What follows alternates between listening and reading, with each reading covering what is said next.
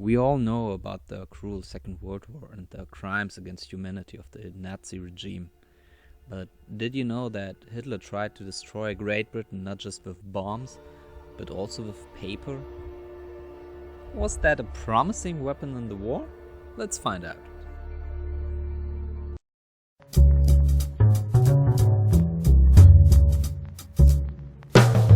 I'm new to this whole YouTube thing and I want to improve myself to give you better content. I want to talk with you about economics, its history, its impact, and also why it's important for us all and therefore understand the world a little bit better. If you are interested in these topics or you just want to see the channel grow, please do not forget to click subscribe.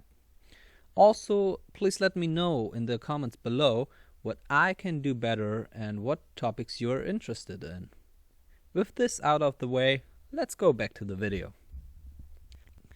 In 1939, the idea emerged to counterfeit billions of British pounds, put the money in circulation, causing a financial collapse. Even Goebbels said the plan is grotesque, but still, the operation was approved by Hitler. As the counterfeits should have been near perfect, massive efforts were put into the plan, known as Operation Andreas, under the command of Alfred Naujoks. For this, the Nazis needed to use identical paper, printing plates, and even had to duplicate the serial number system, which was used on the British banknotes. This went even so far that the chemical composition of the water, which was used to produce the paper, was aligned to the one that was used in England. Just copying the vignette, which was used on the bills, took even around 7 months. By late 1940, not more than 3 million pounds have been produced, and most of that had never been used. Alfred Naujoks was removed from his position and Operation Andrea found its end. Just by mid of 1942, the idea was picked up again by Heinrich Himmler and refounded the operation under the name Operation Bernhard, which was producing the counterfeits in concentration camps. By the end of the year, full-time production was in full swing with around 140 prisoners. The authorities were very pleased by the work of the forgers and even awarding some of the prisoners with awards like the War Merit Medal or the War Merit Cross.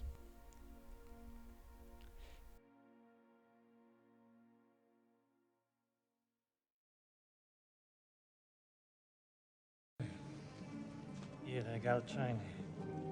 Die Prüfung hat ergeben, dass es sich nach unserem Dafürhalten einwandfrei echtes Geld handelt. In 1944, the idea even emerged to start producing fake dollars, which were much harder to copy. And the first good results just emerged in 1944. In May 1945, the operation was closed. During the period of 3 years, the Nazis produced between 130 to 300 million pounds, of which around 125 million pounds met the criteria to put into circulation. This was also about 15% of the British money being in circulation at that time.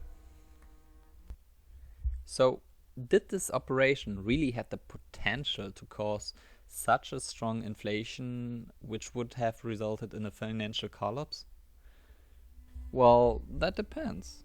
As I said, the Nazis were sitting on a sum which would account for 15% of the value of the British pounds. The difficulty is to layer the counterfeit money. That means bringing it into circulation. If the Nazis would have been able to bring all the money into circulation at once, that would have resulted in an inflation of about 15%, as the quantity theory of money described, which I explained in my video about inflation. At the beginning of the 40s, the yearly inflation rate of the UK was already pretty high and just lowered in 1943. Therefore, just the amount of counterfeits was already a threat. In 2003, the Bank of England even acknowledged that Operation Burn had actually threatened the stability of the British pound during the war. Maybe even the stability of the international financial system. But the inflation itself wasn't necessarily the issue. As I said, layering such a high amount of money is pretty difficult and time-consuming, meaning the added inflation wouldn't be as high in the end. There's a second aspect to this mission, and this is way more relevant in the international context. The pound is one of the world currency, and back then it was even more. Before 1944, the British pound was the world currency. That means in international trades, most of the trades are paid nowadays in dollar, euro, pound or yen. Being able to forge a great amount of British pounds would have diminished the credibility of the pound as soon as it would have hit public that a large sum of pounds are counterfeited. To set this into perspective, nowadays it's estimated that just 0.0003% of all dollars are counterfeited. That equals to $3 of $10,000 are counterfeited. By the way, usually the vast majority of the counterfeits of US dollar bills are traded outside of the US, so if you're living in the US, it's very unlikely that you will ever get in contact with counterfeits.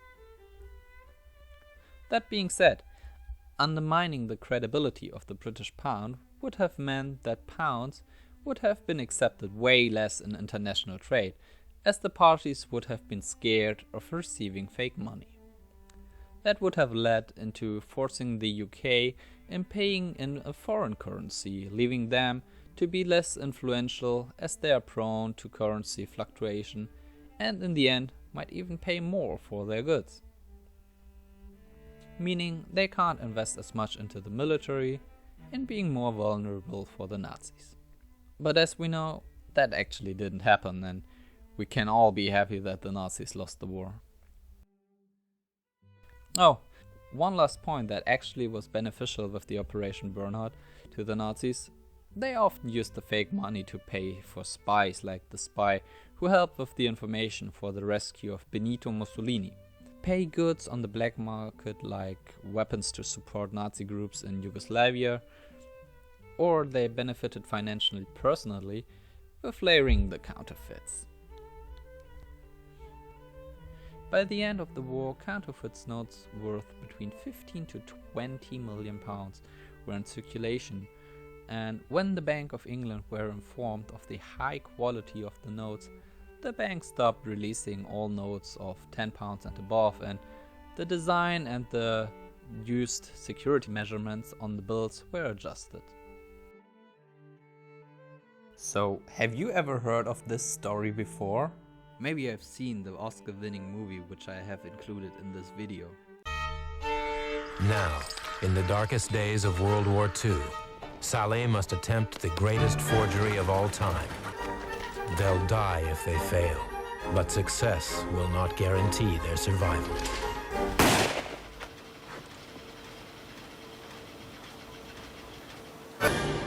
Based on the true story.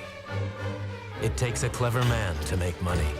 It takes a genius to stay alive. The Counterfeiters. Actually, it's based on a book, and I will put a link to both of them in the video description. What do you think about this plan? Can you also imagine any other forms of economic warfare? Let me know about your thoughts in the comment below, and also mention what other topics I should cover in upcoming videos. Please also check my other videos and don't forget to subscribe. And I'll see you in the next one.